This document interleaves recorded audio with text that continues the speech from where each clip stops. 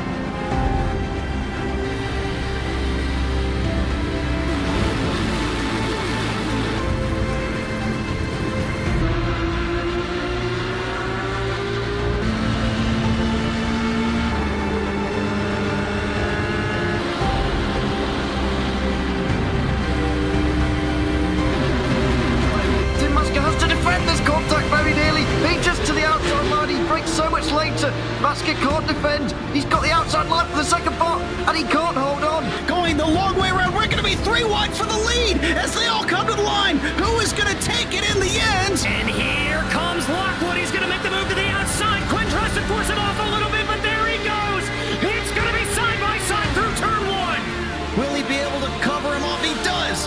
Weaving back to the left-hand side. Reynolds is trying everything. The kitchen sink is being thrown at it. They're leaning on each other. Coming into turn number 3. It's going to be a drag race through 3 and 4. Coming back to the line. Here comes Frisch on the bottom. Richard's going to hold the inside. Tries to be the late breaker here.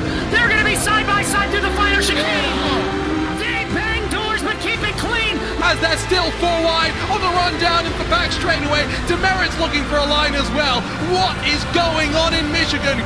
Novak into the fence. They're still beating and banging. Oh and to the line. He is much faster coming through there. Is there damage on Challenger? Abramitis is ahead. There's going to be a race to the line. Who is going to get it?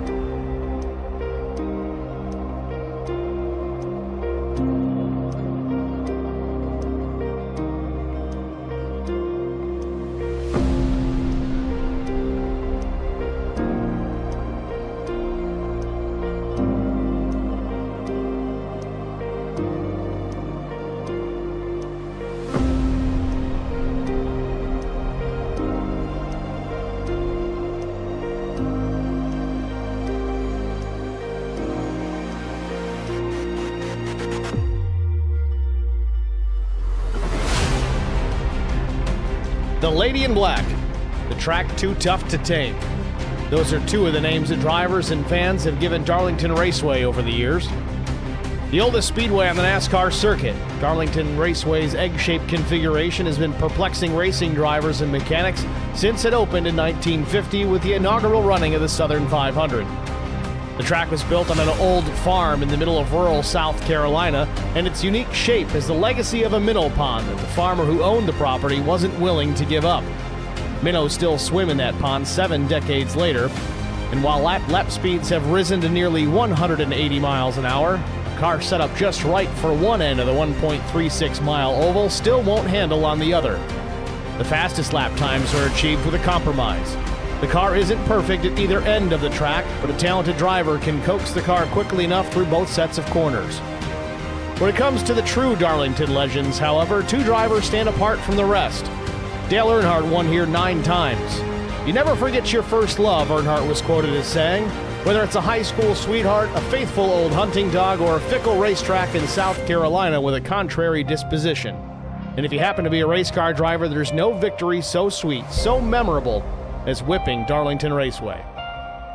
But the most successful driver of all time at what is perhaps the most difficult track on the NASCAR circuit is David Pearson, the 60s and 70s ace known as the Silver Fox for his smooth style behind the wheel. 10 times at Darlington, Pearson outfoxed the other drivers and the track itself. If he had won any more, they'd have to turn over the deed to him. It's race number 8 in the Vigilante Racing League, and it's next on Track Limits Network.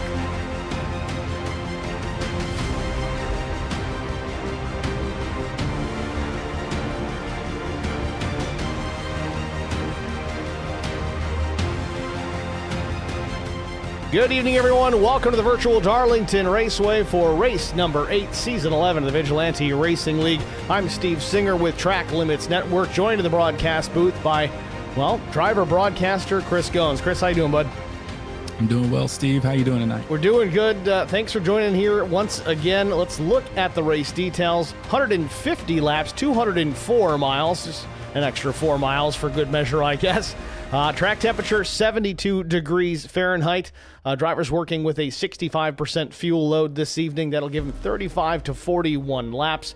No fast repairs. 1 attempt at a green-white checkered finish. Drivers do have 4 sets of tires available over the wall.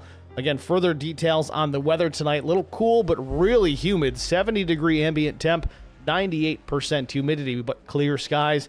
Almost no breeze, little bit of a breeze. 6 miles per hour shouldn't make much of a difference here tonight. Qualifying just getting underway here at the Speedway. We'll go trackside to see where everyone's going to line out. Right now, fast time on the Speedway, 29.221.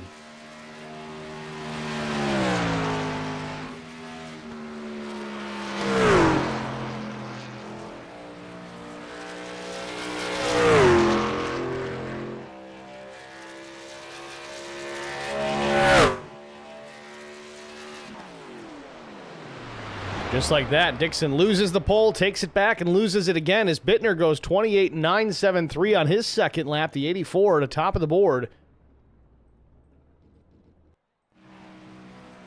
Tim Pope in the number 7 Chicken Pit Chevrolet.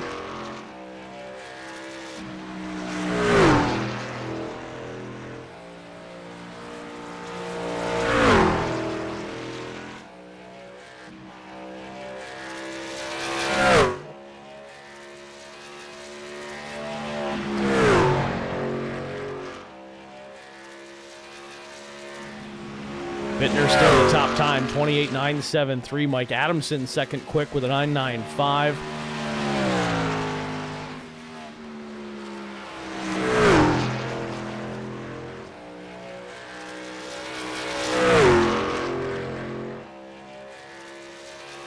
So, Chris, as we always do, let's ask, how did it go last night? Really, what is the key to getting around this place successfully without getting that truck into the outside wall? A little more than you want to.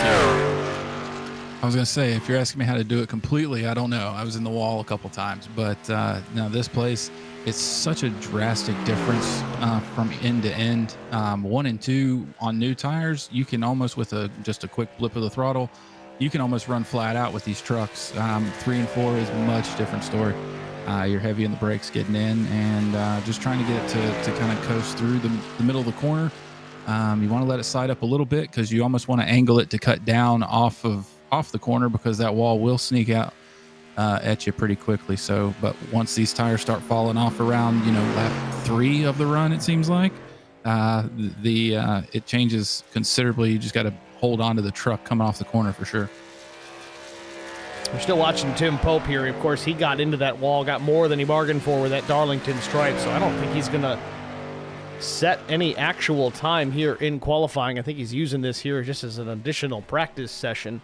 And really nobody else on the Speedway right now. It seems that at least the top 16 have taken lap times, but everybody else opting to sit in pit lane, and I think that's going to be the rest of the story here as this session ends here in about 30 seconds plus. While we got the chance here, let's take a look at the upcoming schedule. Of course, Darlington tonight, another short track next week, Bristol Motor Speedway for 275 laps. Hopefully we have a little better night than we had at Martinsville last week. That was kind of the consensus of stories last week between Numb Thumbs and Vigilante Racing League. Tough tracks with these tough trucks. We'll see if that improves next week at Bristol.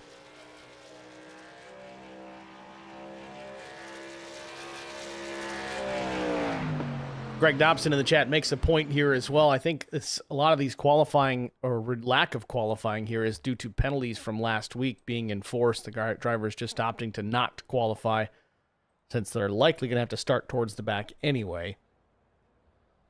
But with that many penalties, is it really a penalty? If you're putting half the field to the back, are they really in the back? They're just in the back in a different order, right? Right. Well, with that, let's get a look at our starting grid here. On the pole position with a lap time of 28.973 seconds, it's the number 84 machine of Josh Bittner. Outside, front row missed it by 22 thousandths of a second, the 88 of Mike Adamson. Keep an eye on the paint schemes tonight. Throwback night here in Darlington. Adamson rocking a pretty good one. Row number 2 is Andrew Player. Well, with Dustin Eaton to his outside, I'll get it right eventually. Row 3, Trevor Robertson, last week's winner, and then Craig Goodenough will start in the 6th spot. Row 4, Jack Dixon, Sean McDonald. Row 5, Larry Dickerson and Stoney Benfield. Starting 11th, it'll be Greg Klein. 12th belongs to Jeremiah Burke. 13th starter, it's the 28 of George Rincon. Anthony Williams will start 14th. Old Albert Anderson will start 15th. Scott Roney, 16th.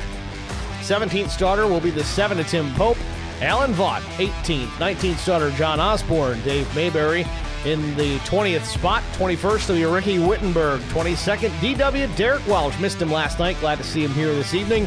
Kelly Kuhl rolls off from the 23rd position. 24th, it'll be Kyle Vaught. 25th starter, Dustin Wade. 26th, Russ Kilgore. 27th, the 3 of Austin Paul. Greg Dobson, 28th.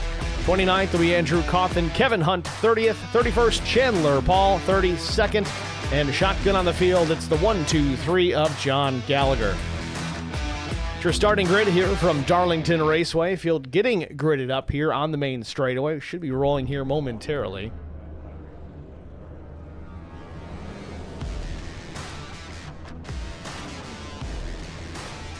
So I will say, as much as I like the graphical and lighting updates in iRacing since that has been put through, I'm not a huge fan of the night lighting that they've got in a lot of these racetracks. Seems awful dark. I've tried to bump that up a little bit.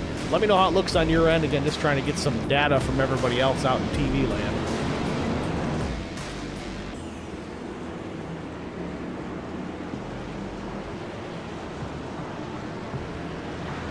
Again, race details this evening. 69 degrees, cooling off, but getting a little more damp at 99% humidity. Clear skies, a little more breeze at 8 miles an hour. 150 laps the race distance. Track temp cool as well at 71. 65% fuel load. 4 sets of tires over the wall. 0 fast repairs. Yellow. 1 attempt at a green-white checkered finish. That fuel window tonight, 35 to 41 laps. That is calculated based on the practice race these guys ran here last night. They've added an additional lap here to the start for the formation lap, I guess you want to call it here. If you're F1 fans, you know what I'm talking about. But they're trying to get everybody lined out where they need to be. Got lots of penalties to dole out from Martinsville last week. Trying to make sure everybody's in the proper position, lined up double file. So we're going to go one more lap before we get green flag racing.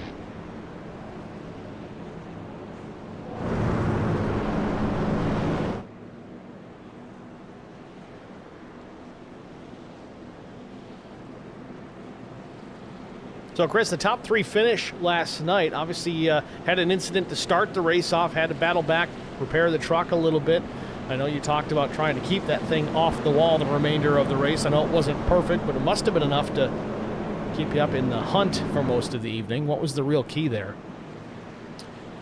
Just not trying to overdrive each corner. You kind of tend to overdrive 1 and 2 because you feel like you can just send it in there. But on these old tires, it gets a little slippery, needless to say, and so you end up having to lift and coast a little bit longer than you expect to. So Just got lucky and that we didn't have too much damage from that first lap incident, and was able to keep it out of the wall and safe for the rest of the race, and luckily was able to sneak away with a P2. If you guys saw it there in the shot, many single file trucks on the inside line. Those are all trucks serving penalties to start this race. That's why you see them not double file from about mid-pack to the rear. Still trying to get those guys caught up. You want to get nice and tight to the truck in front of you coming to green, but nevertheless, green's going to come out. Barney with it in hand. There it is, green flag. We're racing from Darlington.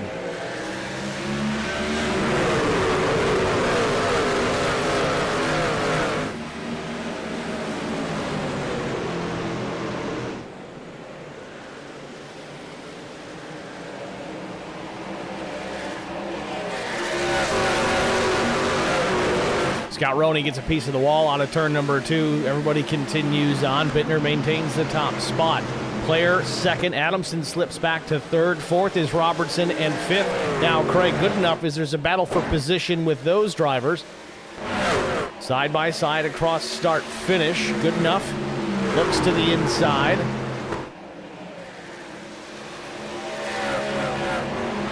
Goodenough in the number 89 truck in what looks to be a Thor Sport throwback.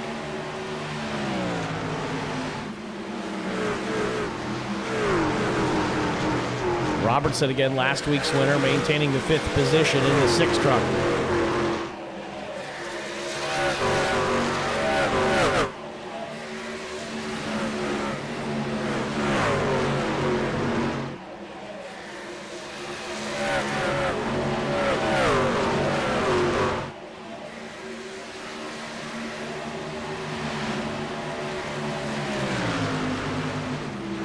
Is Sean McDonald. I think caught a piece of the wall on corner exit there, but keeps his foot down. Now he's got to worry about the 92 of Greg Klein. A really cool paint scheme on that machine. The little fabulous Hudson Hornet colors.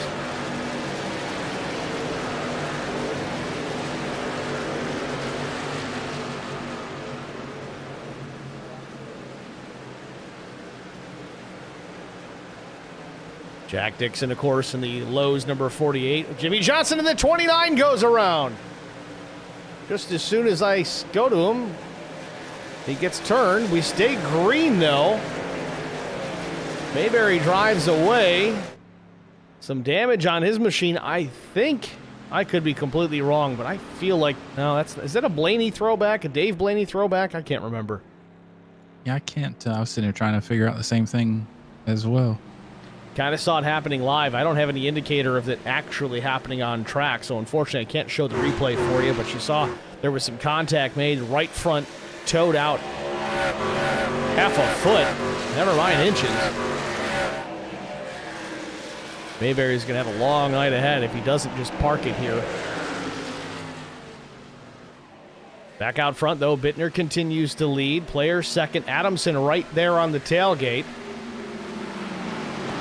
Player in a Dale Earnhardt Wrangler throwback.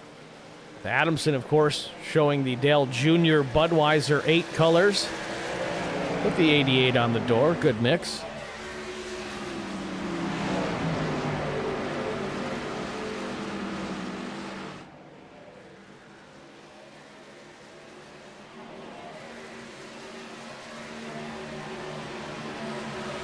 Adamson looks to the inside. Player's not going to fight him off too much here. He'll tuck back in. Maybe a crossover. We'll see if he can set him up on exit. Not enough momentum to get it done. He'll stay tucked in now, the 3rd position. Adamson up to 2nd.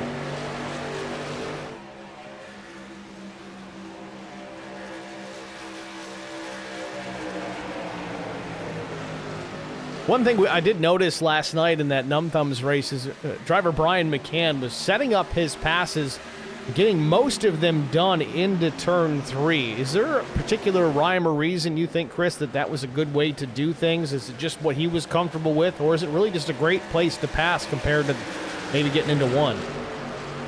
I mean, it really is a good place to pass because on this track, it really is the only kind of braking zone, so you can kind of outbrake the person to your outside. Typically, they'd be to your outside. But, you know, if you can outbrake them getting in the corner, you can kind of cut the angle getting in and kind of slide job them up into the middle and make that pass pretty cleanly. Getting into one, you're all pretty much kind of full throttle there getting in, at least like we talked about on new tires. So just a little easier to set up that pass, and you get that run coming out of two, you can set it up pretty easily. Dixon leading Dustin Eaton. Eaton in the old Tony Stewart throwback. I think this is a 2012 scheme.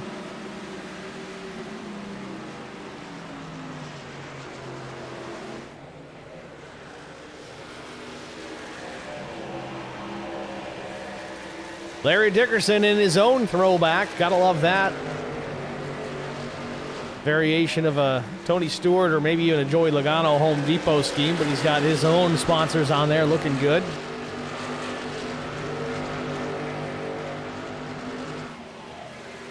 George Rincon in the Dale Earnhardt Wheaties All-Star throwback. It's like Alan Vaught working the Cal Yarborough Hardee's colors. I know we didn't say we were going to do this, but we're going to kind of go through the field here and check out all these schemes. They put the time and effort in to get them done and try and make sure they get a little bit of TV time.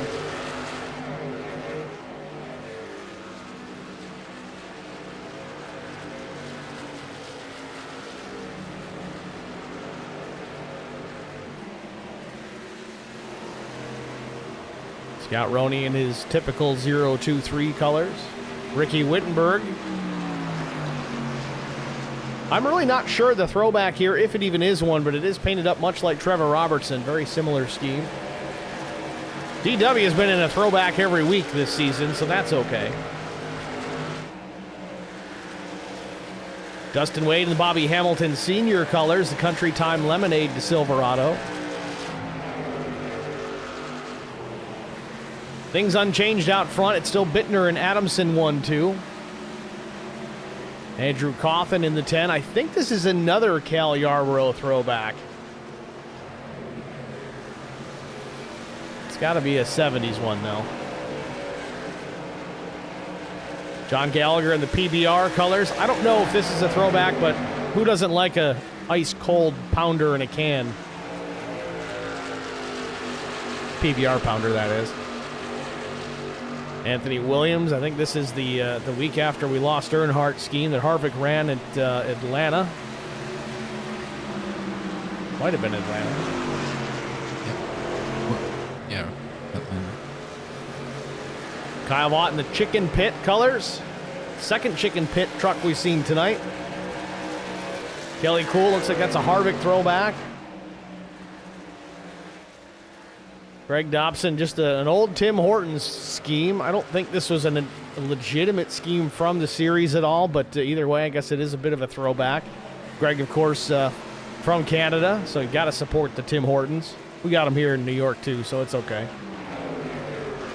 Kevin Hunt, this is a real oldie. This is an ode, I think, to a Richard Petty scheme. Little Petty blue on the hood and the roof. Of course, Tim Pope, more Chicken Pit sponsor. Chandler Paul still sits in his pit stall after an incident. I think he was involved in that with Dave Mayberry. That was a Dale Jarrett Ford Quality Care. Caution. And the caution is Caution.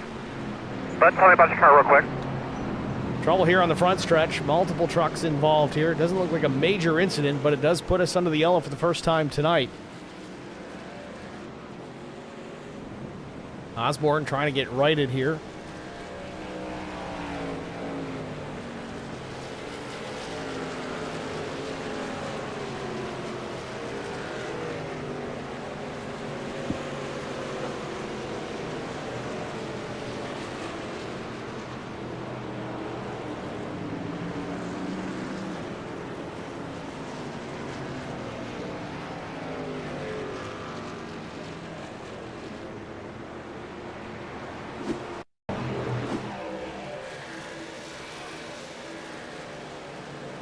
Oh, man.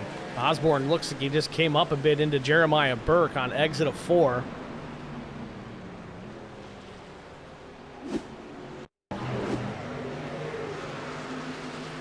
Burke came down a little bit, which gave the opportunity. I don't know. That's a tough call.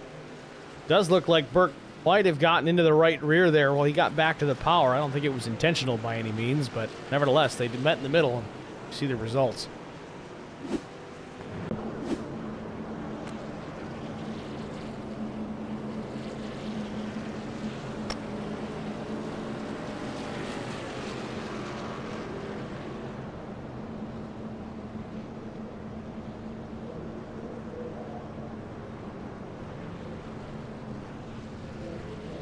So it looks like everybody's going to take the opportunity to come down here and pit. Again, 4 sets of tires available for the taking tonight. So I'm seeing a few drivers out front here going fuel only. That was Bittner, Robertson, Dixon, Dickerson. First driver with fresh tires will be the 88 of Mike Adamson. So this will be fun to watch here. They got about 18 laps under green on the sets of tires, at least the drivers in the top 4. Going to see the differential in pace here. Adamson likely to rocket to the front in very short order when we go back green.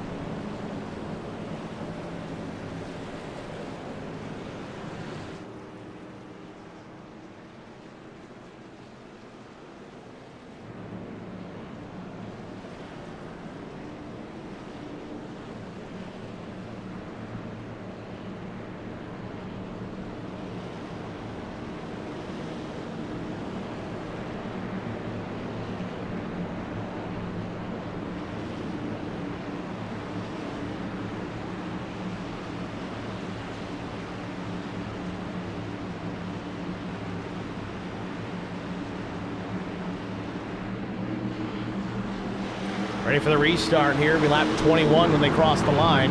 Green flag. There it is, green in the air.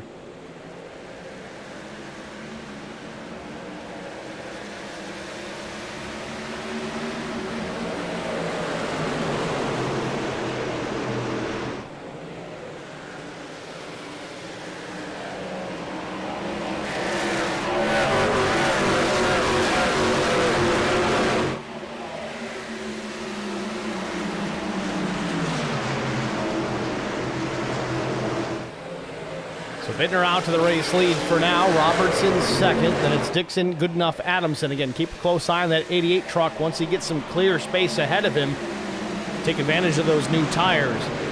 48 of Dixon up the racetrack here. Adamson alongside. He'll pick up one spot here. Next on the list will be Craig Goodenough.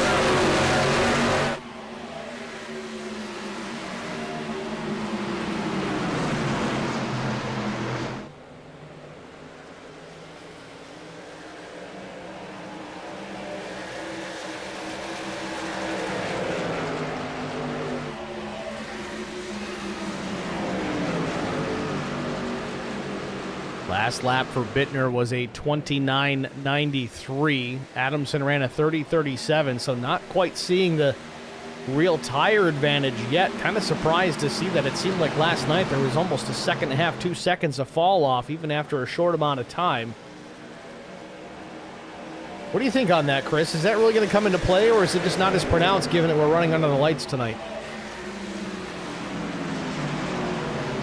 Well, this early into it, I think you won't see the tire separation until about 20 to 25 laps once you see it on that leader.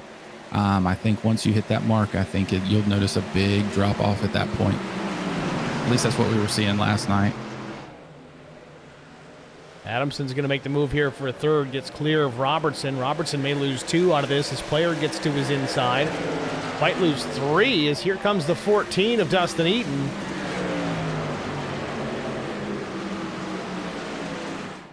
So right now, we are seeing a bit of a differential here. Bittner's the only one out there on old tires within the top 5. Good enough, Adamson, Player, and Eaton, all with fresh rubber behind him.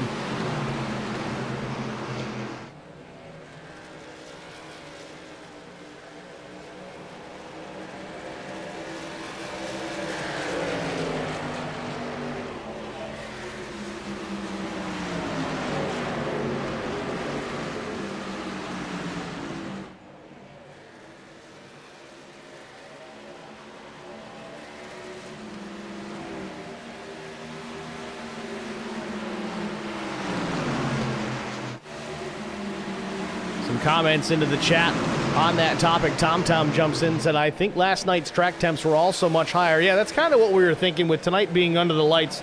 You know, track temp here, at least when we took the green flag, was, I believe, only 71 degrees Fahrenheit. Let's see if we can pull that up. In fact, here it is. Track temperature now 74. Still pretty cool by comparison. If we were under the hot sun here, it'd be well over 100 degrees. Yeah, it was 104 at green yesterday, so about 30 degree difference, and that will affect these big time. Up front, things have changed leader-wise. Craig Goodenough gets around Adamson, takes over the spot. So Adamson second, Player third, Eaton fourth. Bittner, who was the leader on the restart, fallen back to fifth on those old tires, but now he's still got 4 sets available to his advantage over the wall later on, and the caution is out. 48 of Dixon in trouble. Man. I think we need to start putting like an age limit on racing or something, you know?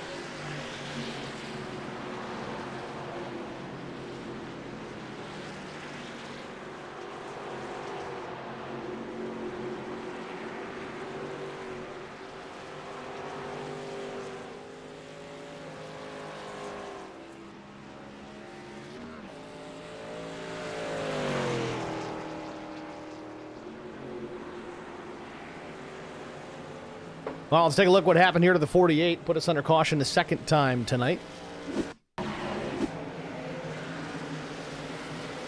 Lost a ton of momentum going into the corner, went up the racetrack, checked up to avoid the wall, and Kyle Vaught had the momentum and a little bit of grip, but didn't realize that Dixon was way off the pace trying to save his truck. We saw a similar incident last night, I think with Crystal Villano and another driver, and almost an identical incident.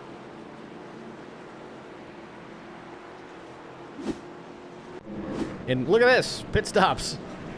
Bittner decided, yep, it's time. Got to come down and put those tires on. Kind of what you said, Chris. After 20-25 laps is when it really started to rear its ugly head, and here we are at lap 30 with an opportunity for tires, and most of these guys that didn't get them earlier, taking them now. Yep, that's what I was going to say when the caution came out. This would be a good time for those guys to come in to see, because that, 6-7 lap difference that they're going to have there is going to be a big deal here in 10 to 15 laps. You'll start seeing them kind of start picking each other off. Like to see that too, actually. Just a couple of guys out there on different strats, even if it's only a 10-15 laps difference or so. See the guys work their way through the field, giving up some track position for grip. A place like Darlington, it is really important. Absolutely. That's kind of what we ran into last night. I think there was a caution around lap, I don't remember when it was, like lap 30, 35 or so. And I had pit probably 3 or 4 times to fix damage. And so I was full. And so I stayed out on a little older tires and just tried to maintain towards the front there.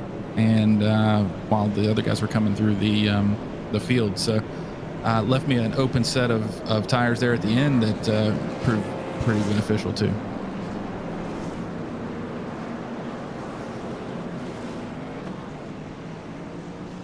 So we're getting doubled up behind the pace truck again. Front row is going to be Craig Goodenough, Mike Adamson. Adamson will be on the bottom of the 89, the 88 to his outside.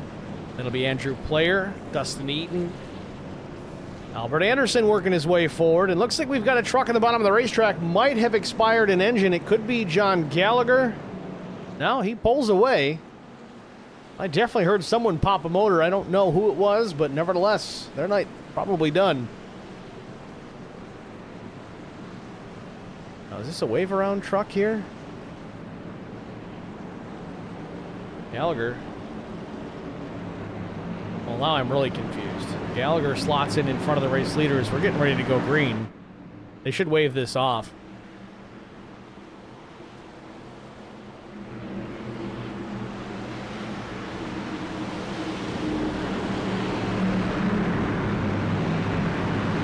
Green flag. Interesting. All right, well, green flag in the air.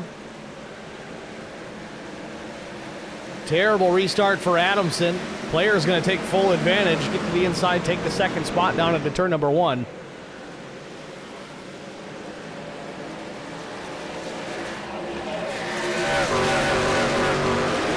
Oh, man, Roney gets the wall hard, and he crashes off turn number 2. Caution, caution, caution. Temps real quick and then tell me what you got. Maybe it wasn't Roney. I think it was Kyle Vaught. Indeed, it was. Not sure if that truck's even running. I think he's just kind of rolling from his own momentum.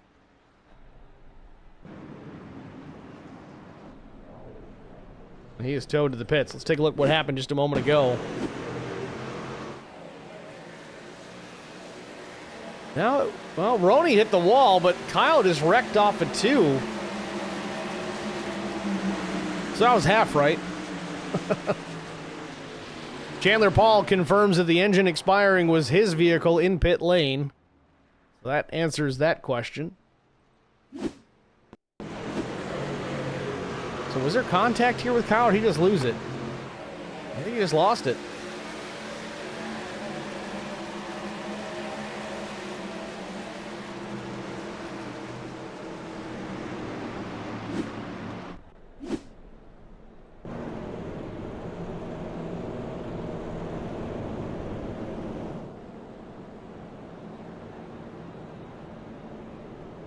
So again, Chris, I haven't been behind the wheel of these trucks at all since they've updated the tire model and the handling characteristics, but especially here, obviously you drove last night, we talked about that a bunch, but let's just break down that wreck that we just watched there with Kyle Vaught. Getting to the gas on the exit of turn 2. We kind of expect to see stuff like that when you jump on the throttle a little too early on a short track like Martinsville, but this place is much bigger, much faster.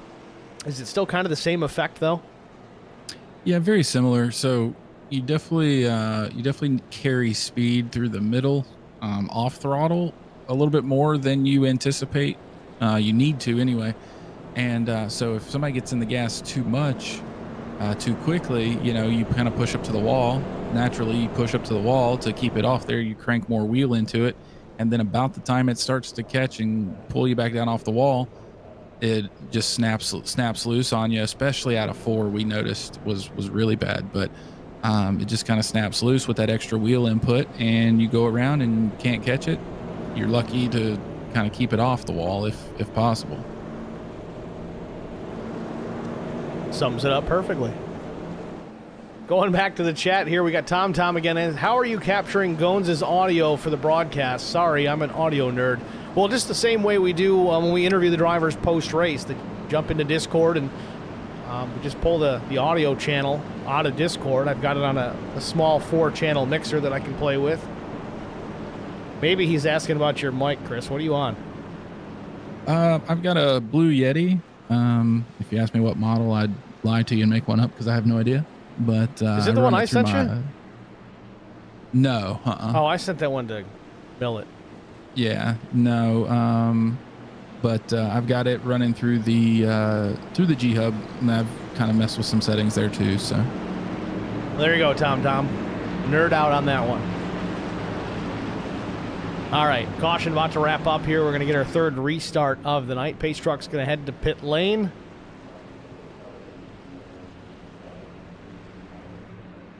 Front row will be Craig Goodenough and Andrew Player. Player's been stout all night long so far. Just about a quarter distance here. Green flag. Adamson tried to time it, wasn't able to do it. Goodenough didn't fire off, so Adamson had to check up, but still keeps a fender to the inside of Player down into turn 1.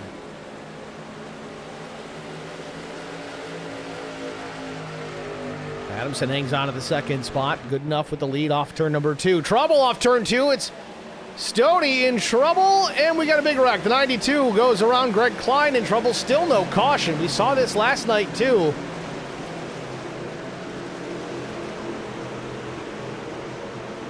Definitely something amiss here in the iRacing algorithm when it comes to cautions. That absolutely should have been a yellow, but it wasn't. Klein's still trying to find pit road here. He stays out there. I think he was hoping the caution would come out, but he's certainly got some front end damage. That truck does not look good.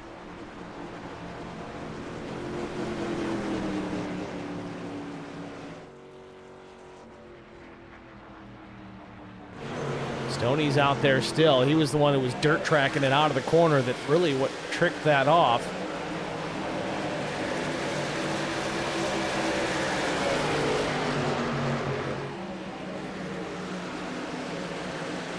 The 085 in the fence. That's Greg Dobson.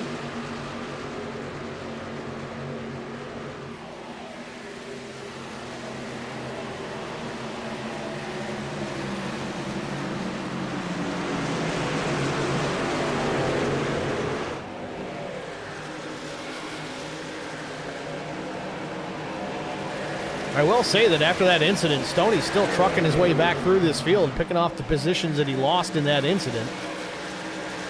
Stoney running 17th, started 10th, so certainly had the pace in qualifying.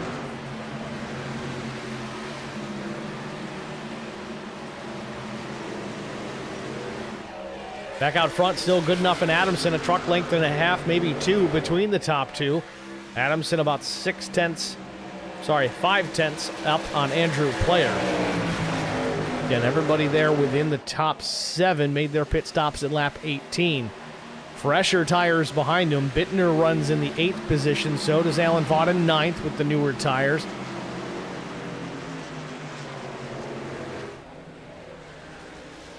Keep an eye on those guys here in the next 5 to 10 laps. They may start to march forward.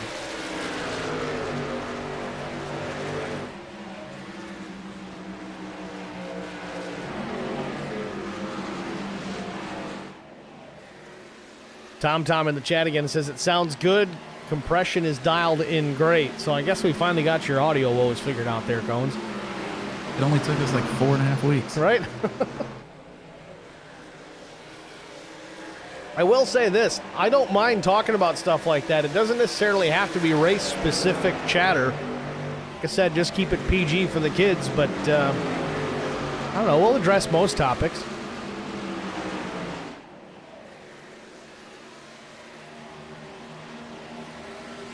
So we saw a little bit of this last night as well as the field got lined out single file and we got into a nice long green flag run. Good to see that starting to shape up here. The field definitely starting to spread out, but we've got little independent battles all over the place. Stoney still in that 17th position, trying to hold off the 2 of Russ Kilgore.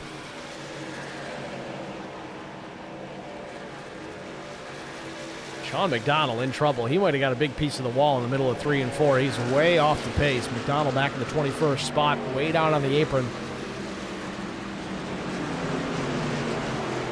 Interesting as we watch him run down there low on the racetrack. That was originally the racing surface when they built this place back in the day. The banking in the corners is really there to help slow the vehicles down if there was a crash. They didn't race up there. It was all the way down on the bottom. So McDonald's going to come through the back pits, which they don't really use anymore.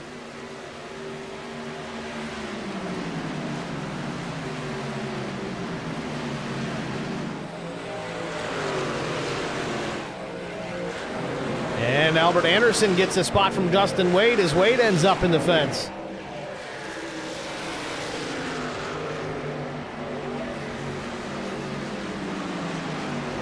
Wade in the wall again, right front tire likely screaming for help right now. Wade made his pit stop also at lap 18. He did take tires at that point, but we've got some green flagged laps on them now. Now Derek Welch is going to look to the inside. I think Wade's just trying to get down to the low end of the racetrack, not able to sneak his way in there. You know, getting into 3 there, like we talked about with McCann last night, that is a good place to pass if you're alongside. When DW, you know, he's at the rear quarter, it is really hard to make that move stick because that car wants to slide to the wall every time. And so you have to drag a little extra brake and stay off throttle longer. So you just kill your momentum through 3 and 4. So you take another 2 laps to set up that pass. So watch for DW to, you know, be working working the 68 there for a couple laps to try and get around him. This is a battle for the 8th position if DW can get it.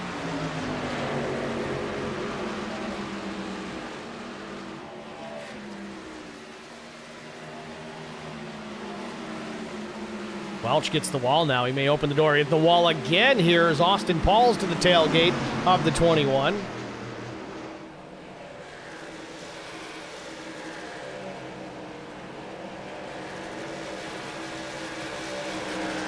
Derek's up 13 positions to this point, so he's definitely marching his way forward. Seems like the type of track that Derek would do really well on. Likes trying to save his tires, take care of his equipment, so it's there near the end of the run, but he gets the fence again now off turn number 2.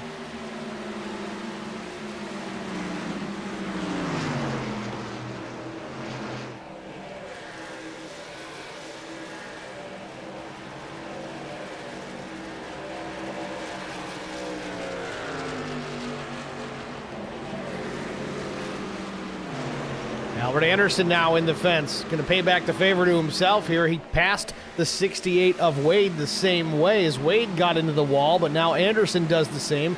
68 takes the spot back, and now Austin Paul trying to take advantage as well. A truck length off the back bumper of Albert Anderson.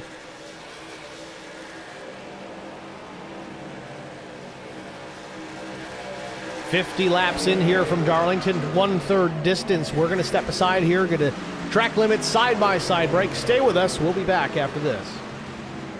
I met Marcos Garza when we were doing radiothons for St. Jude Children's Research Hospital. We needed sponsors to help us raise money, and he's always the first one to jump in. I would describe Marcos and his team as upstanding, someone you can trust, and he is just a genuine guy. Marcos has been very generous. He has a genuine concern for people. You need somebody that cares about you. And that's what Marcos is, and that's pretty much what this firm is. The Garza Law Firm. Let us help.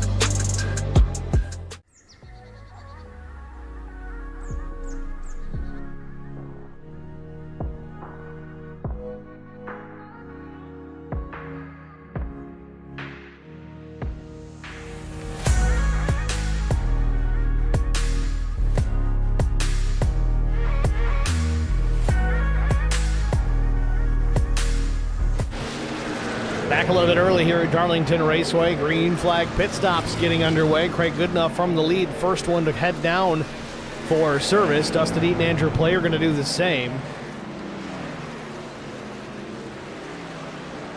See if Craig goes with 4 again.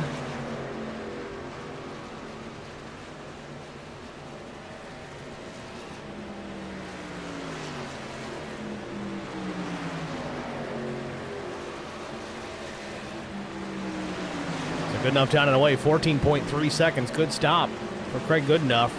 4 tires and fuel. Dustin Wade on pit road as well.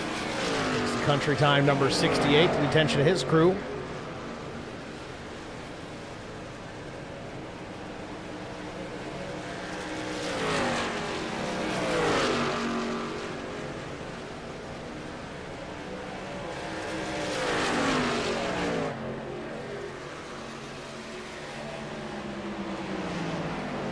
.15 flat for Dustin Wade. Meanwhile, Bittner, after his later pit stop, he has retaken the top spot. Alan Vaught there, right there, wanting to pick up at least a lap led, if not more.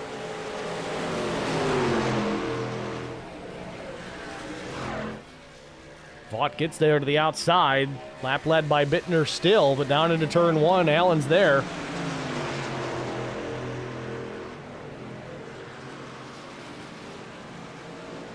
Oh, contact, and he saves it. Bittner and Vaught get together off turn number 2. How that didn't turn into a wreck, I don't know. Was it Bittner? Yeah, no. Yeah, Bittner and, 33 Alan Vaught. I'm losing it. What a save. That was a great save by Bittner. Vaught cut him a little bit of a break, too. He checked up big time, but as he should, in that instance. But it was a heck of a save there by the 84. Allen back to the whip, though, just a foot or 2 off the back bumper. Might have gotten into him again off turn number 2, except there's a slower truck down low. I think that's Austin Paul. No, it's the 5. Anthony Williams. Now they're still side by side for the race lead. Bittner to the top, Alan Vaught on the bottom. He'll take it over out of turn number 4. New leader, the 33 of Alan Vaught, crosses the stripe. Bittner now back to second. And look who's up to third, Tim Pope.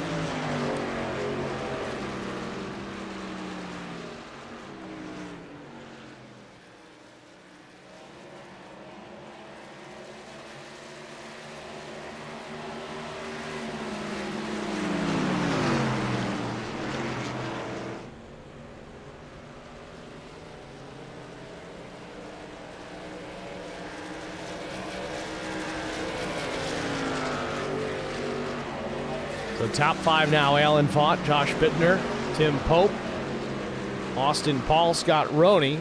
Some more pit stops underway. Albert Anderson, Stoney Benfield will head to pit lane.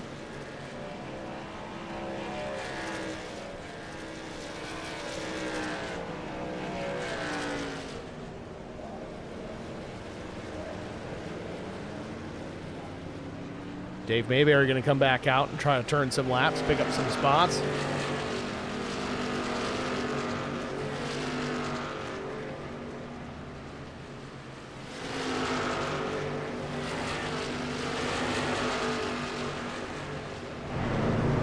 Four tires and fuel for Albert Anderson. He's back in the fight.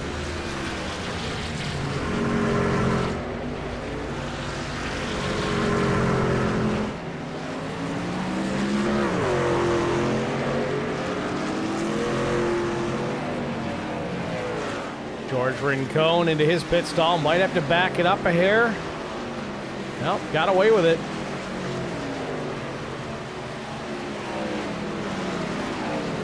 Russ Kilgore will come down pit lane.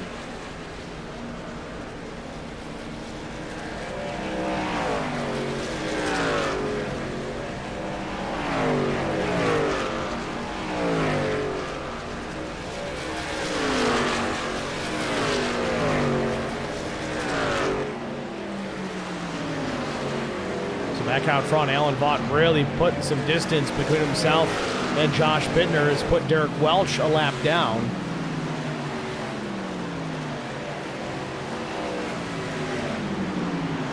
Welch running back in the 20th position. Derek's actually 3 laps down. Not sure if Derek had a problem. In fact, it looks like he did pick up a pit road penalty.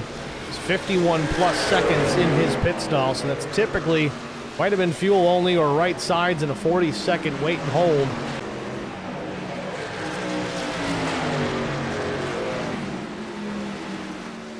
Josh Bittner from second place into pit lane.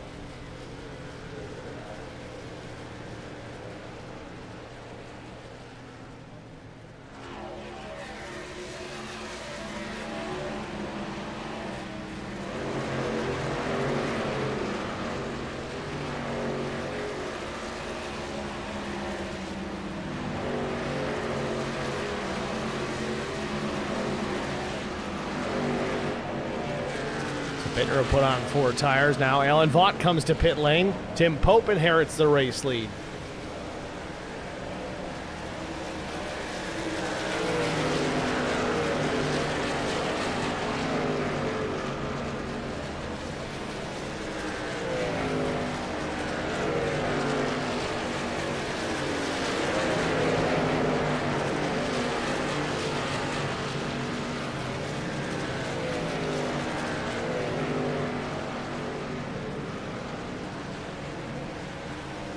So Tim Pope, your leader over Kelly Cool, Jack Dixon, Craig Goodenough.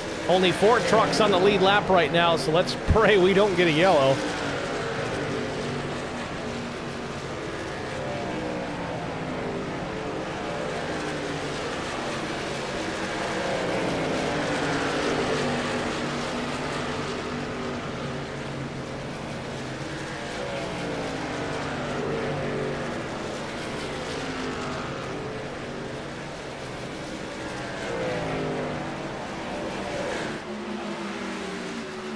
Now 6 trucks on the lead lap, and here comes Tim Pope.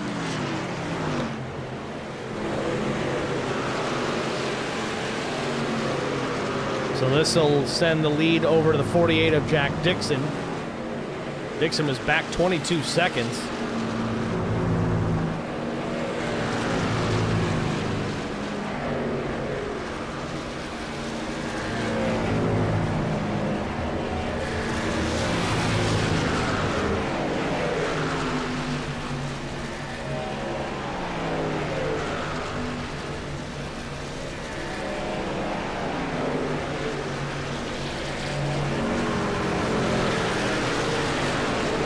That's going to cycle Goodenough and Adamson back to the race lead here.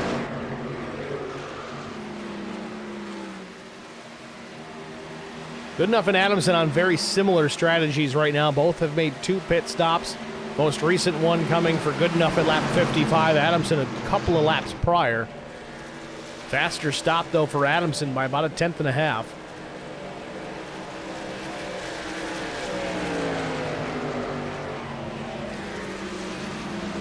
Chris, as we kind of talked about, we've got ourselves a long green flag run here. Yeah, it's you catch it here in the middle. You kind of get everybody kind of spread out a little bit. You can kind of figure out who's got the speed, who can conserve the tires. You definitely see a little bit different strategies going on. You know, you see people running 10, 15 laps longer than the others, and come out with newer tires.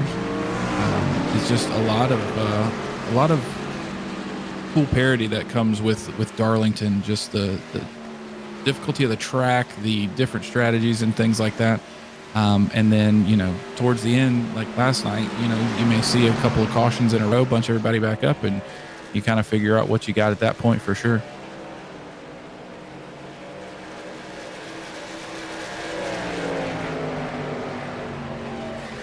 Craig Goodenough putting the 28 of George Rincon down a lap. That's to 15th place now. We're seeing a lot of similarities from last night to tonight as far as these long cycles and the pit cycles coming through with different guys going down laps. And we're really at that point where we've only got 14 trucks currently on the lead lap. Now, obviously, a caution would change that slightly.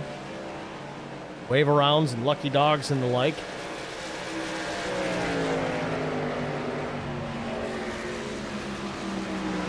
Goodenough is just going to keep reeling these guys in, going to pick them off one by one. If this continues green the rest of the way, that number of lead lap trucks going to shrink considerably before it's over. Lori Vaught in the chat. Don't appreciate NASCAR doing Martinsville, Darlington, and then Bristol all in a row. Heard ya. And then it's Talladega right after that. Yeah, and then Talladega next. I don't think the team owners are really happy about it either.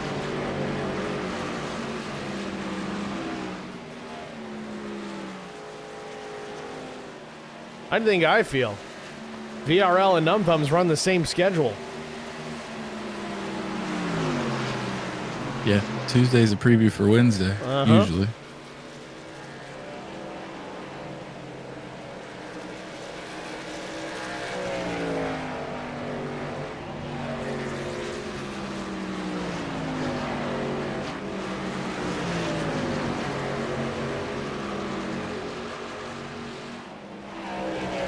Austin Paul running back in the 7th spot. Strong run for Austin so far. Biggest mover on the night. Started 27th.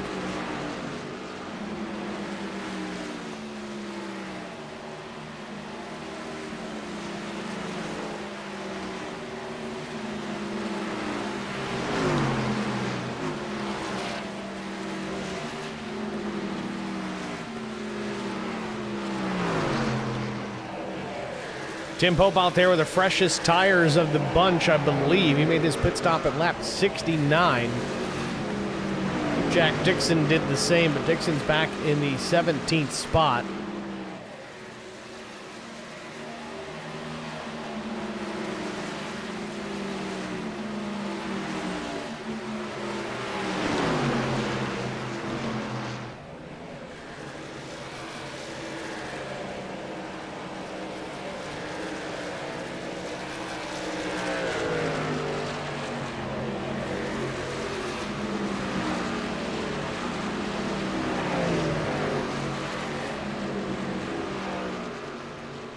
Lori Vaught in the chat. Lord help me, I forgot Dago was after. Thanks a lot, Chris.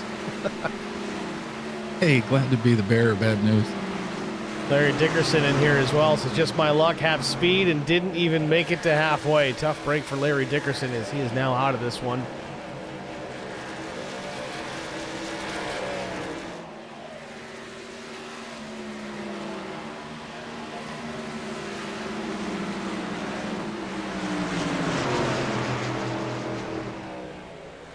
Alan Vaught knifing his way back through. He's into the top 5 now, setting his sights on the 14 of Dustin Eaton.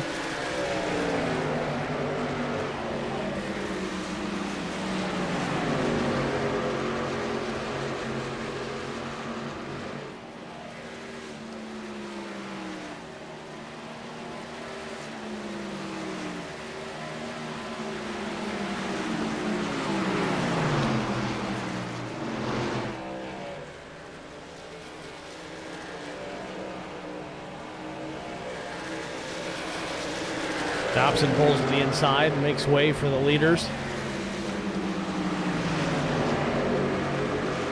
Top 4 trucks starting to get closer and closer together. You see Allen has really gotten there to the back of Dustin Eaton, less than a truck length off the tailgate.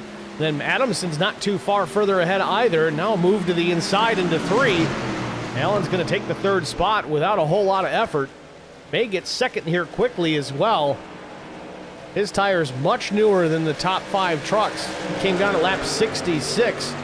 Adamson was 53, as we had said, and Goodenough was 55. So without a caution, it won't be long before Allen will reel in the race leader. Seems that he's got the strategy kind of worked out here, especially if this thing continues to run green.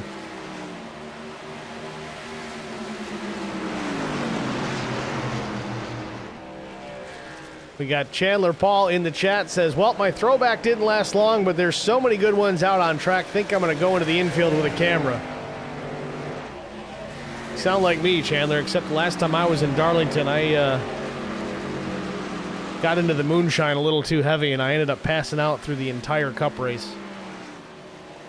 This Yankee can't hang, apparently.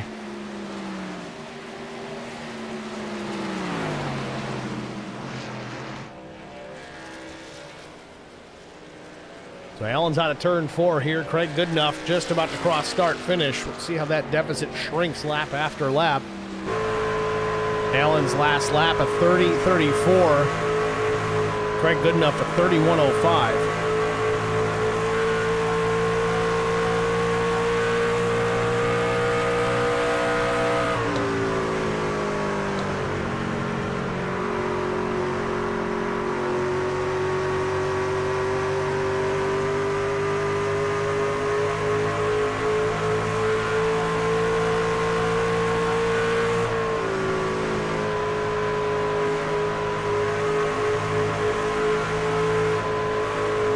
Just about the same the next time by. 30-40 for Allen, 31-01 for Goodenough.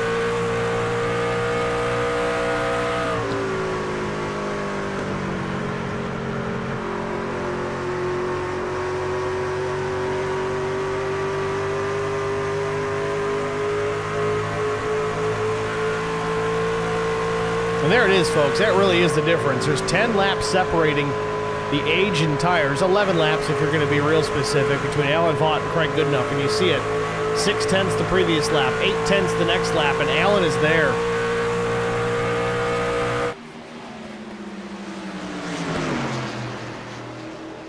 Gets alongside Goodenough, middle of 3 and 4. He'll have the lead on corner exit and will eventually start to drive away. So new leader again here, lap 87 goes up on the board. It's Alan Vaught.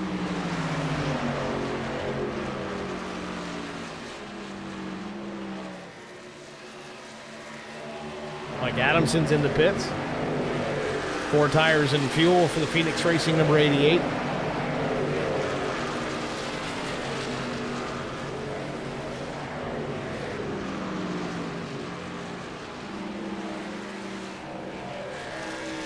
You see the difference already. Already a full second, just 1 lap later. Alan Vaught has on second place Craig Goodenough. That's just going to continue to increase until those tires equal out. And we've had a pretty long run here, Chris, but what does it take, really? Say you got 10, 11 laps difference from one car to the next. How many laps do the tires really need to have on them before they kind of become equal again? That's one of the crazy things to hear about Darlington is that they, to me, it didn't seem like that we had enough time on a fuel run for them to kind of even back out if there was a discrepancy like that. So, if with Allen having 11 lap newer tires, I don't know that the fuel run is long enough for them to wear enough to even out. That was close. But, I think Craig will have to pit before Allen's tires fall off enough to where it kind of matches back out. Likely to see Goodenough hit pit lane here in the next... I mean, you could see it as soon as now to the next 5 laps, given that fuel window of 35 to 41 laps. 5% less fuel on board to start tonight's race compared to last night.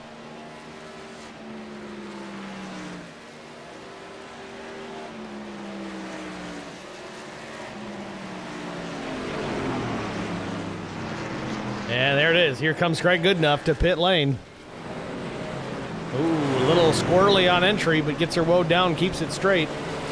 Dustin Eaton's going to come down as well. So is Andrew Player.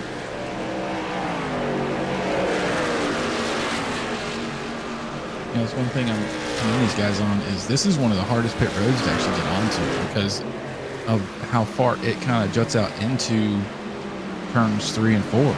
Pit entry is kind of in the middle of the corner, and getting woed down on the apron like that is very slippery, as you saw with 89. But these guys have done a really good job. I don't think we've seen very many pit penalties today.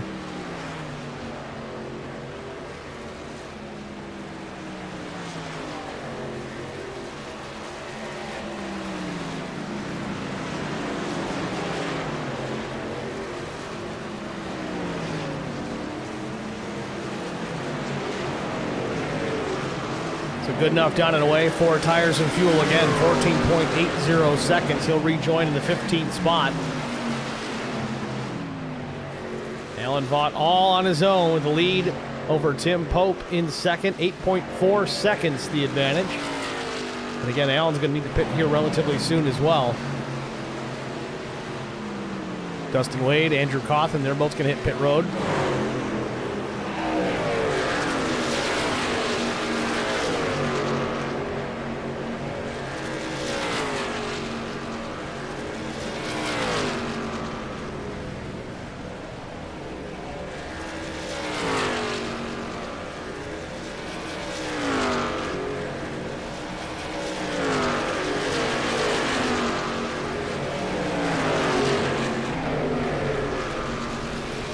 Dustin Wade down and away, 14.78.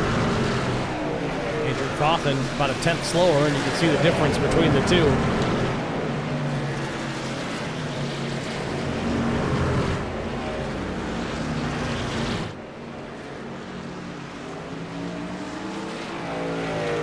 back out to the race lead. 95 laps in the books. Alan Vaught still there. Tim Pope closing the gap, though. I don't know if Alan's starting to try and save just a bit. Last lap for Alan, about 3/10 slower than second place Tim Pope. Pope does have newer tires, but only by about 3 laps.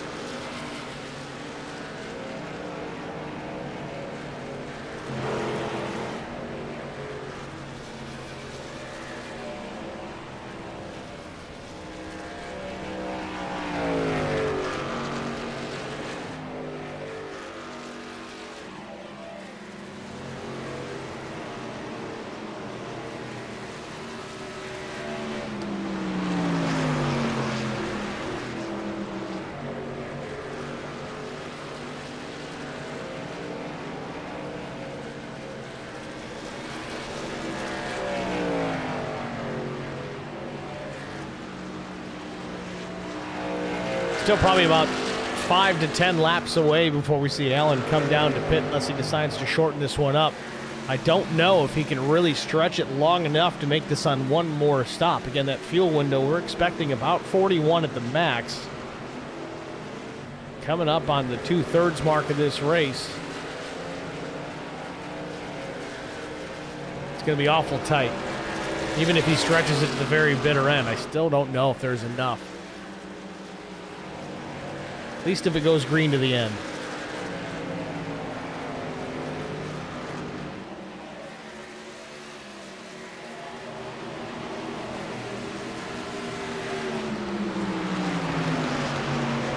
Wade and Cawthon with the newer tires. You see the differential there. They're just going to go right on by.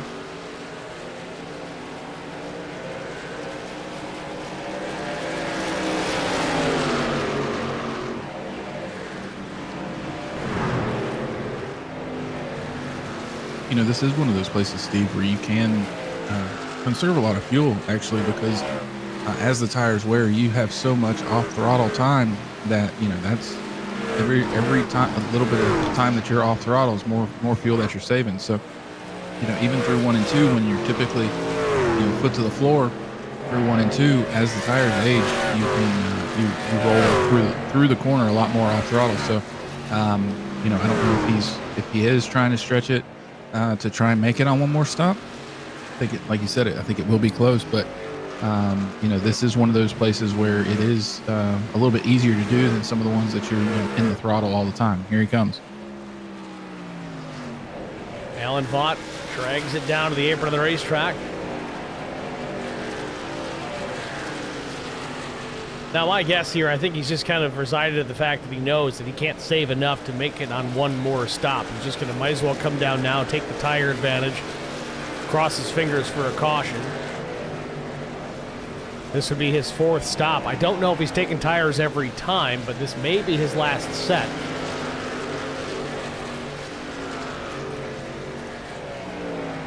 There it is, 4 tires and fuel for Alan Vaught. Pope retakes the top spot. Roney now second. Everybody else, for the most part, on pit lane or a lap down.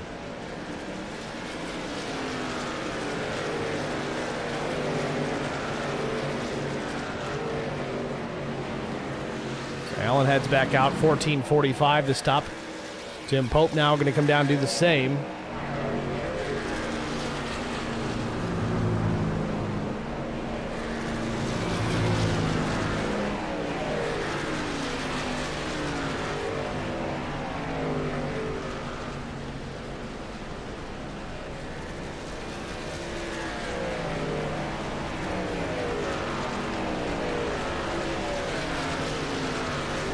Chris, you're in South Carolina now. How far out from Darlington are you? I'm about an hour and a half west of Darlington, right outside Columbia.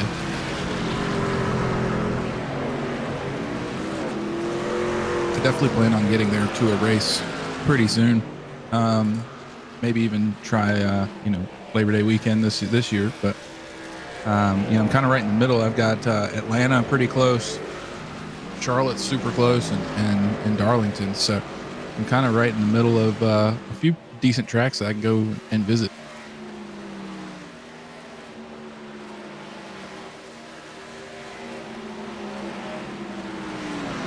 Now, they paved over Atlanta and made it the old school oval that it was in the 90s, I'd probably make a trip down there, but I have no interest in seeing it the way it is right now. Well, I kind of feel the same way about a drafting track, but as, that weather down there, it ages those tracks pretty fast. And it's actually gotten better for me to watch, especially as they start slip sliding around a little bit more. It's not as tightly bunched as it has been in the past. It's becoming more of a driver's track with some drafting involved. Yeah, it's got, 3 years of age on it at this point, I believe, 2 or 3 years, and it's definitely starting to show. It's becoming more of a handling track. So in that respect, yeah, I will give you that. It has become more fun. I'm not a huge fan of the quad oval, at least multiple versions of it. We've got Charlotte, we've got Texas, and obviously Atlanta.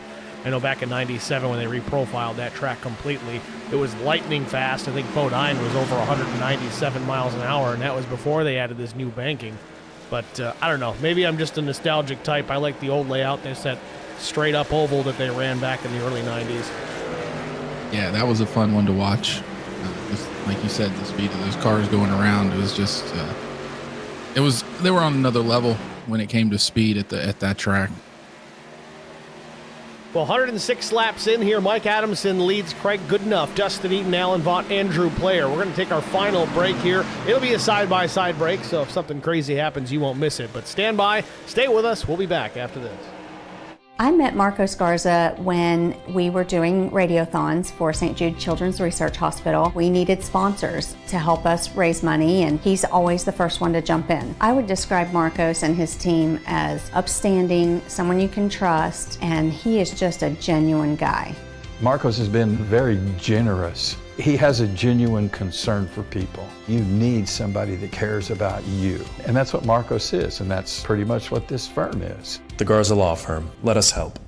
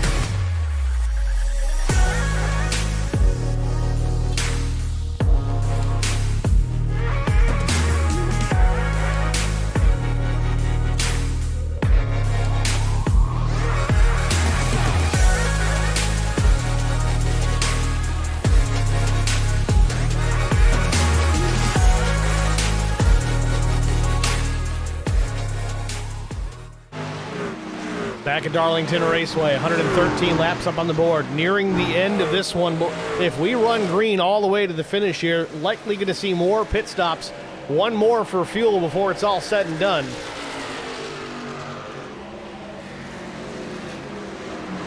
Issue for Craig Goodenough. Unfortunately, he is out of this one. He has jumped to the pits. I don't know what happened. Again, no indication here in the iRacing service as to what transpired. Was there a crash? Was there an engine failure? But Goodenough appears to be out of this one. Tough break for one of the front runners here tonight. The 89 out of action here in Darlington. Meanwhile, Alan Vaught has retaken the top spot, enjoying a 1.7, 1.8 second advantage over the 88 of Mike Adamson. Got to give a call to Mike Adamson, though. Started this thing second, and he really has just continued to be a front runner tonight. Runs in the second spot.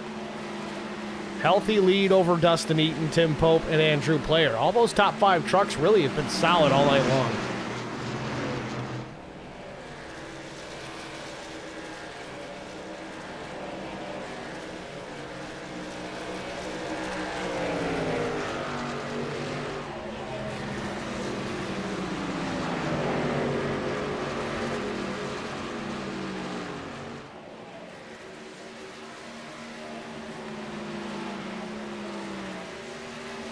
I hate doing it this way, but I'm going to have to. Since iRacing won't give me any details, all I see is that Craig jumped to pit lane. I'll see if we can get this figured out. Was it just a matter of missing the pits?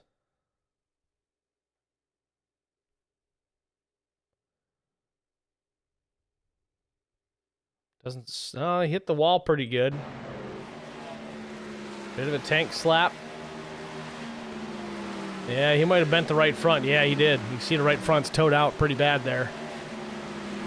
It looked like he already had some of that right front damage before that, and then that last little bit of contact could have just done enough to give him that race-ending damage there.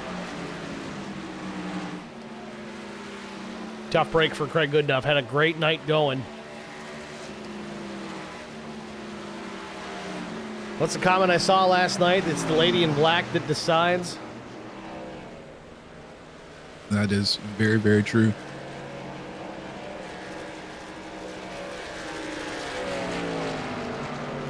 Mike Adamson's going to make his final pit stop right now. Now, I guess my question here is this. Risk of using some Formula One terminology again, but is this kind of an undercut here for Adamson? Is he trying to get some new tires on here, maybe to either get the advantage over Alan Vaught or maybe drag him to pit lane now? It very well could be. I'd be curious to see if this is Adamson's last set of tires. If it's not, and he's got an extra set for just in case at the end, then this could be just to try and put some extra distance on him there. Now, I think this will force the hand of the guys behind him, because the longer they're out on track on the old tires and he's out there on new ones, he's going to be stretching his lead once it cycles through, and they've got to leave themselves enough time to actually catch back up. Adamson's back out there with 30 laps to go. If this runs green to the end, I think he's going to be in a good position. It'll be determined, I think, by when Allen decides to come down. And as you said, Chris, it's going to drag everybody else. Andrew Player, Dustin Eaton, Albert Anderson, Andrew Coffin, all on pit lane.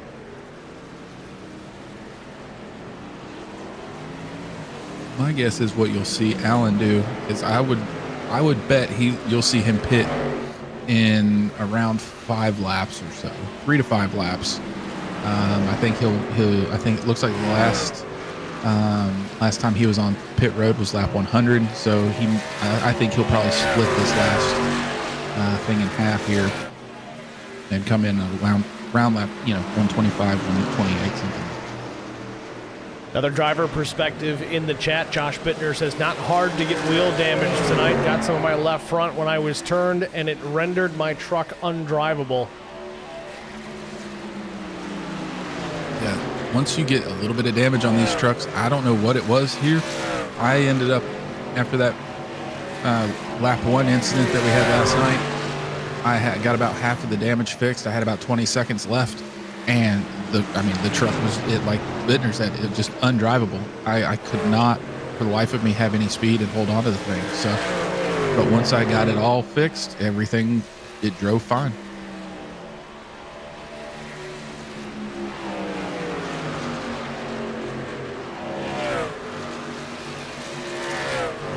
As they run, it's Vaught, Pope, Paul, and Roney, the top four. Those are the only trucks currently on the lead lap with this last pit cycle occurring.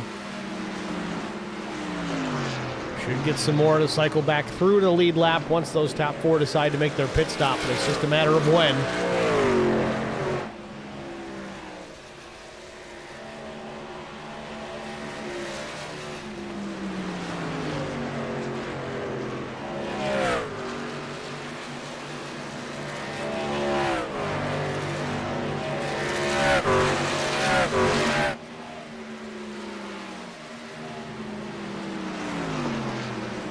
Allen into turns 3 and 4. There'll be 25 laps to go at the line. No real battle in behind him. Pope's back 7 seconds, another 15 for Paul. Almost a lap to Roney.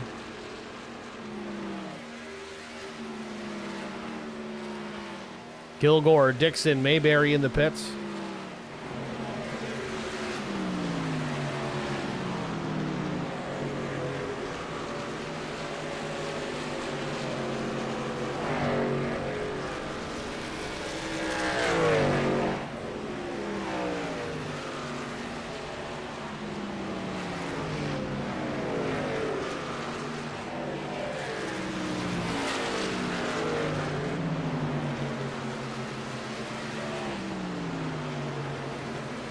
Alan Vaught down the Boeing's back stretch here. We'll see if he heads down. No, he's going to stay up on the banking. Another lap around at least for the 33. Adamson runs 6th, and he is a lap down, and he's not the first truck one down. That's Stoney Benfield in 5th. Gotta wonder if maybe Allen's out there just trying to run this out to see if he can catch a caution, maybe trap the 88 where he's at.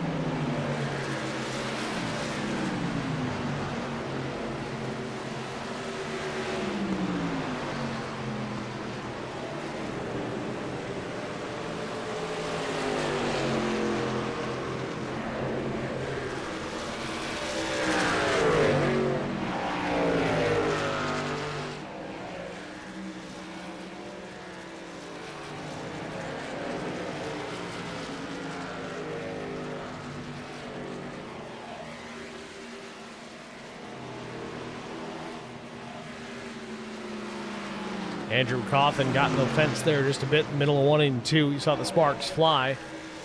Allen did a good job not overreacting to it, just lift a little bit. Coffin continued on.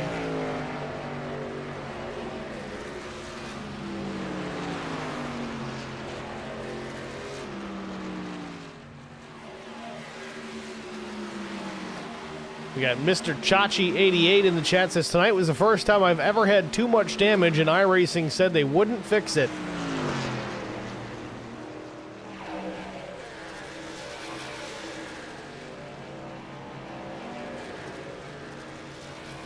"20 laps to go. Alan Vaught still the leader, enjoying 7.8 seconds over Tim Pope. Now, Pope made his pit stop just 1 lap later than Alan Vaught. Again, about lap 100 for Alan, 101 for Pope. Austin Paul now, who runs 3rd, his pit stop a little later, or a little earlier that for that matter, lap 96. Scott Roney was also lap 101. So these top 4 drivers all on a relatively similar strategy.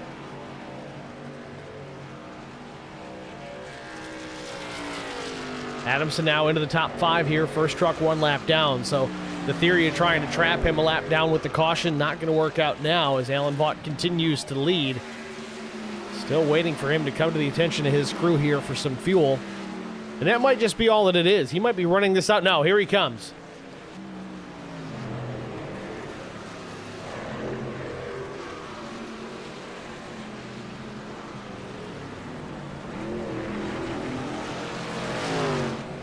Nice clean entry into the pits. Tim Pope's going to follow him in.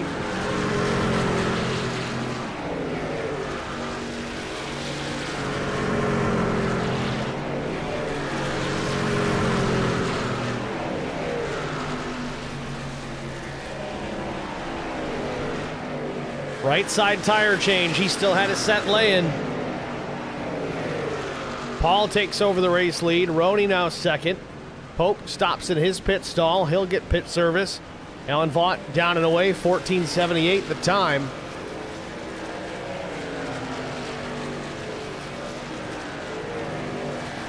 Now the question is, Steve, is he going to have enough time to run Adamson back down once this cycles around? Like we talked about, you want to pit, and you want the newest tires, the latest, but you also got to leave yourself enough time to be able to catch back up. Yeah, that's quite the deficit right now. Vaught shown in 6th, 23 back from the leader. And he's only 8 seconds back from Mike Adamson. There's time.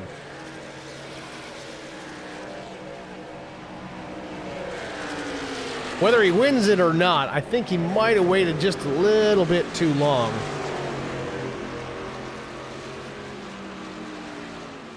Doesn't mean he can't make it happen. And what he's hoping for right now is some sort of a caution. Is he coming back down? Alan Vaught back to pit lane. Did he get a penalty?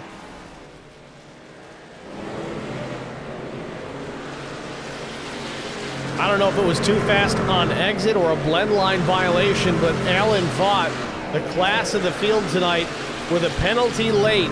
We've said it so many different times in all of these races.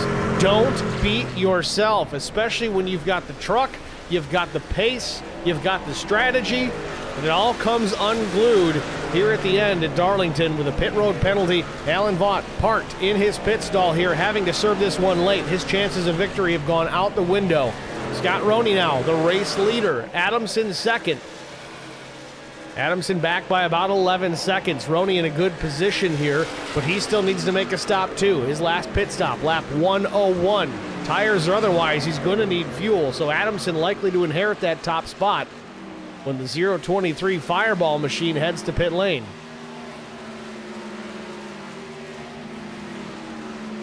And here he comes.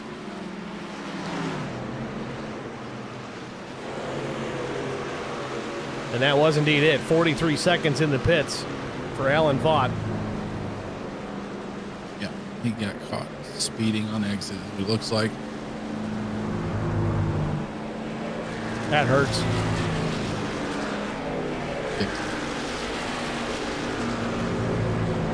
So Mike Adamson, your new race leader here with 13 laps to go. He put the truck on the outside pole here tonight. Some heavy hitters having some troubles. Craig Goodenough, damage to the right front. Alan Vaught looked to be in a good position to pick up the win, but he gets busted by the police, leaving the pits. Has to serve a 40-second penalty. Adamson now trying to convert this to a win. 12 laps to go. And keep an eye out on Dustin Eaton there. He's gained about 2/10 in the last couple of laps on Adamson, so starting to lose a little bit of time here now, but he been catching him. I've been watching him for the last couple laps, so he could make a race of it here towards the end. Eaton with 1 lap newer tires than race leader Mike Adamson. Andrew Player's in the same situation. Tim Pope, though, lap 132 was his pit stop. He bolted on 4 new tires as well, but he's back 7.5 seconds. It's not impossible with less than 11 laps to go, but it's a tall order. Yeah, Tim's just hoping for a caution at this point to try and bunch everybody back up, give him a chance, I think.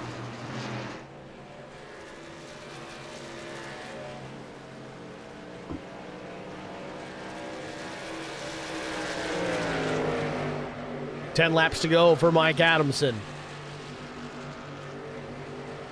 In the tire tracks, it's the 29 of Dave Mayberry, not a lead lap truck. Mayberry back in the 18th position, had struggles early on in this race, but got the truck fixed, stuck with it, got back out there to pick up some extra positions and certainly some very valuable points.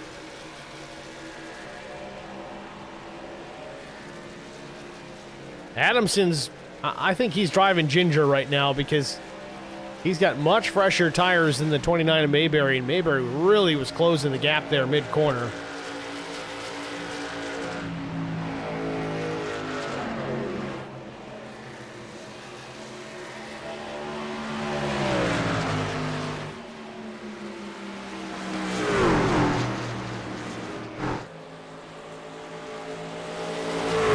Taking a look at the lap times again between the race leader and Dustin Eaton in second. Eaton about roughly 0.2 slower the last time. Faster this time, though, by just over a tenth. He's going to need to do better than that. Less than 8 laps to go. And I'll tell you, if I'm Mike Adamson, Dave Mayberry's making me a little bit nervous. I know he's not a position there, but he is awfully close. Not leaving a whole lot of room for Adamson to have a minor problem or a small mistake mid-corner. Just makes me think about that. Getting in the corner a little too hot. You have to check up considerably. The driver behind you doesn't have time to react, and all of a sudden your race is over. Eaton quicker still, 0.08 this time. Lori Vaught in the chat. Alan is very pissed at himself. I've been there, Alan. I know how that feels. 2 weeks in a row, I did it to myself.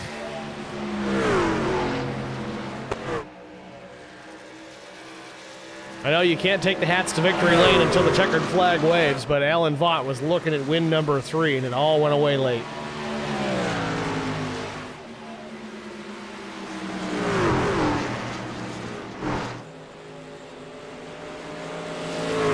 Mayberry in the fence a little bit. That'll give Adamson a little bit of breathing room. 5 laps to go, still maintaining 1.7 seconds back to Dustin Eaton. Pope is coming, though. Just a heads up. He's up to third, and he is about 2 seconds behind. So we'll see. He's got a lot fresher tires, so this could be interesting. Spanning things out here, Tim Pope almost a full second faster than Adamson the last lap, and he's up to the second spot. 1.7 seconds the differential from Adamson in the race lead, back to the 7 to Tim Pope.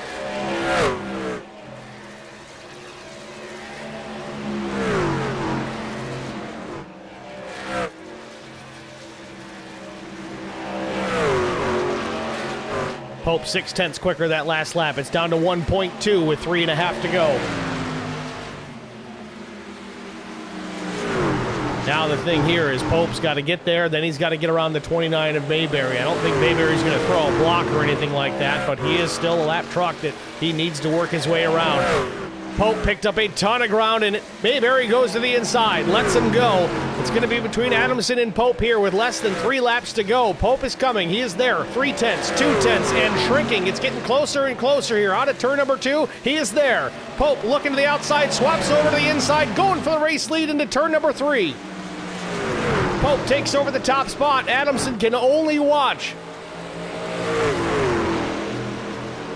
Tim Pope, the new leader, coming to the stripe. 2 laps to go.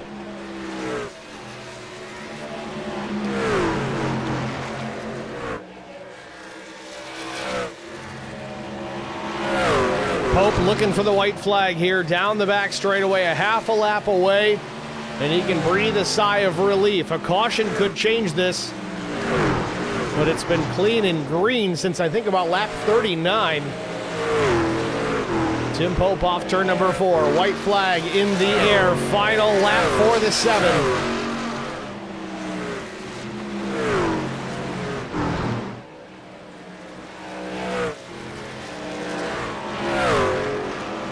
Tim Pope out of turn number 2. Some lap traffic to work his way through. The 5 stays up to the top of the racetrack. Pope swaps over into 3. Very aggressive into 3 and 4 for the final time. Tim Pope looking for the win off turn number 4. Checkered flag in the air. Pope wins it. Second place, Mike Adamson. Dustin Eaton will finish 3rd.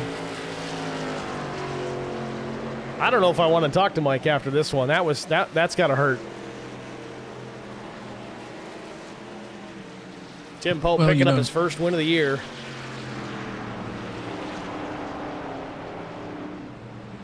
Go ahead, Chris. Oh, yeah. No, I was going to say, at the about Mike, that is frustrating. He had it kind of planned out there, obviously with a little bit of help from Alan getting that penalty there. But, he kept his truck clean and everything. So we'll try not to let him hang his head too much, because that was a solid run by the 88 there for sure.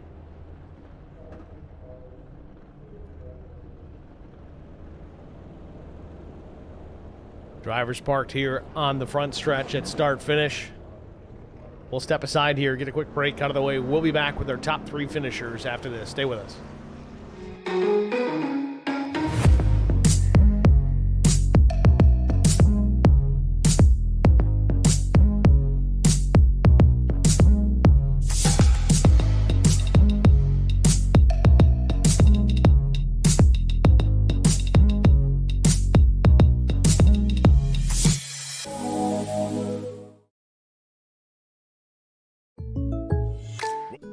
Need insurance coverage that's built for speed?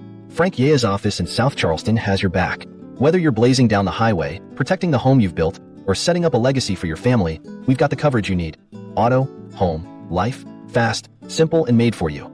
Scan the QR code on your screen now to explore all our services and start a free quote today. Lock it in, save it for later, or call us at 304-744-7700 to get started.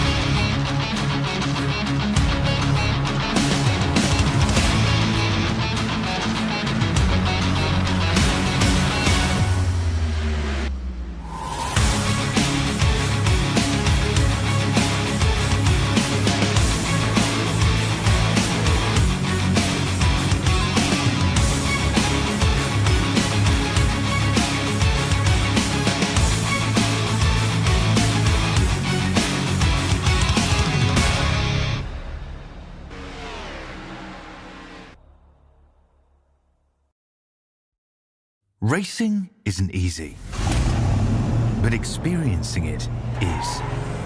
iRacing puts you in the driver's seat with the industry's leading sim racing game. Drive on laser scan replicas of the greatest racing circuits from around the world. Go head-to-head against other drivers chosen by skill-based matchmaking to ensure competitive racing at every level. Compete across all your favorite series. In officially licensed cars, engineered to deliver the most accurate driving experience possible.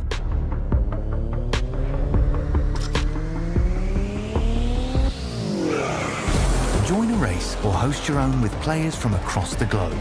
Race against the computer or in a league with friends. Feel the thrill behind the wheel. Visit iRacing.com.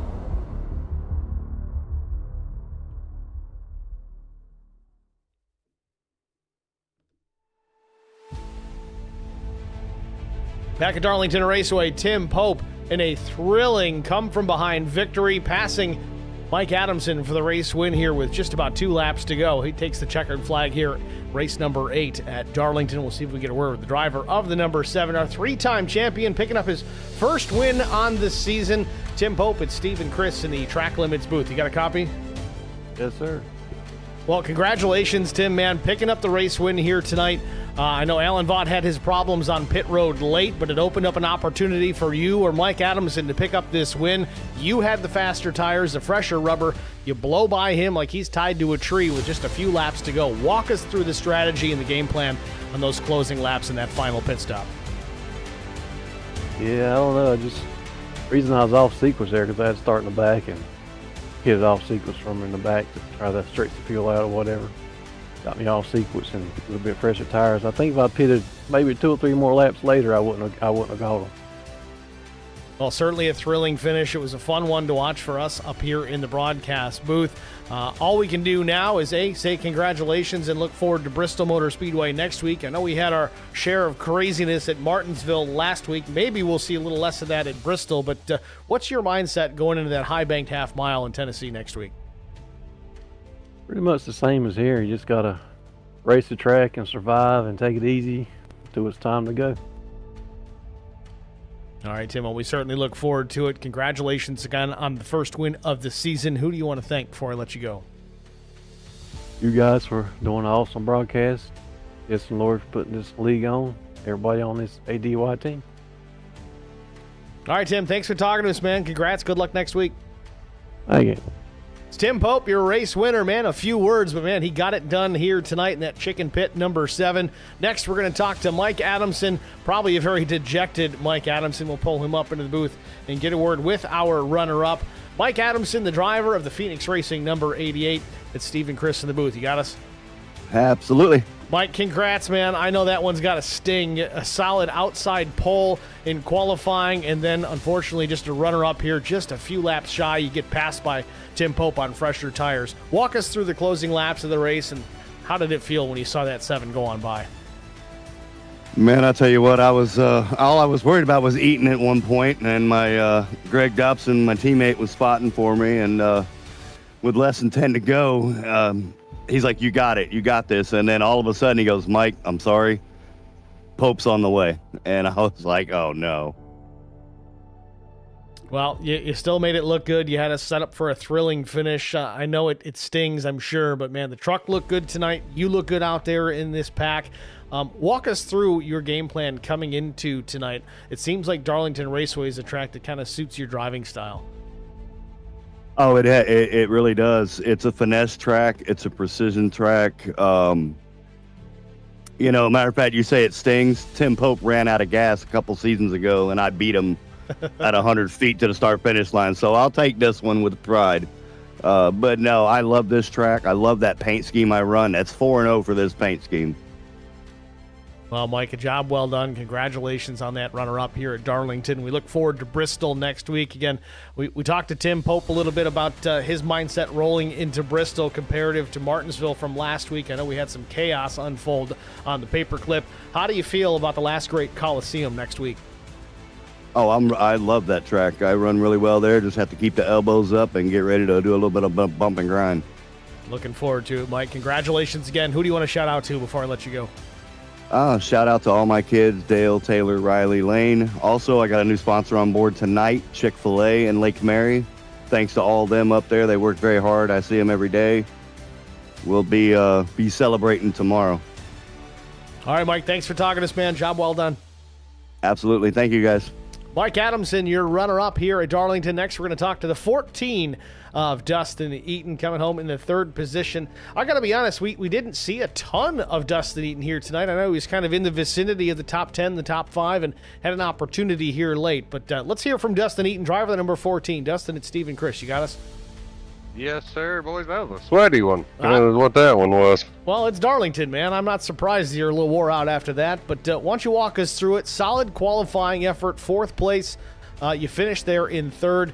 You seemed like you had the truck there to reel in Adamson, and then all of a sudden Tim Pope out of nowhere blows by the both of you. What was the mindset there in the last 10, 15 laps of this thing? Just made a mistake and, took tires early. So I had, teammates Andrew Player back there, so he's running 4th, and we had Pope coming up quick. He called it, so I kind of accepted it early. He's a sneaky little guy, and he snuck up on us tonight. So good job to him, man. And there's really nothing you can do at that point. And really, I feel bad for Jess. I know he got caught up in some stuff there, and he should have been up there. Definitely, I think he'd have won it by a mile. And we lost a lot of good cars tonight, so just trying to maintain position and finish on that podium, bud. Well, speaking of losing a lot of cars here tonight, next week we're at Bristol Motor Speedway. High probability we're going to lose some more trucks next week, but how do you feel about rolling into that short track half mile, the high banked half mile at Bristol? It's been a stressful couple weeks, hasn't it? Like last week, I don't even know what happened there. I just wiped that one out of my memory. And then, this track's pretty difficult, and now we're going back to Bristol. Yeah, Bristol's it's an acquired taste for some. I love it. I love going on there. It's a great racing if the guys can do it, and I just hope that we pull it together and don't have a caution fest. Great racing there. Well, Bristol next week, and don't forget after that we got Talladega. Yeah, man, you're trying to give me a heart attack before we even get there. You're saying all the words I hate. Give me a right turn somewhere in there, and I'll be happy. Yeah, you and me both, buddy. I'm with you on that one. Well, Dustin, congrats, man. 3rd place finish here at Darlington. Certainly nothing to be disappointed about. Congratulations. Who do you want to thank before I let you go? Oh, definitely shout out wifey.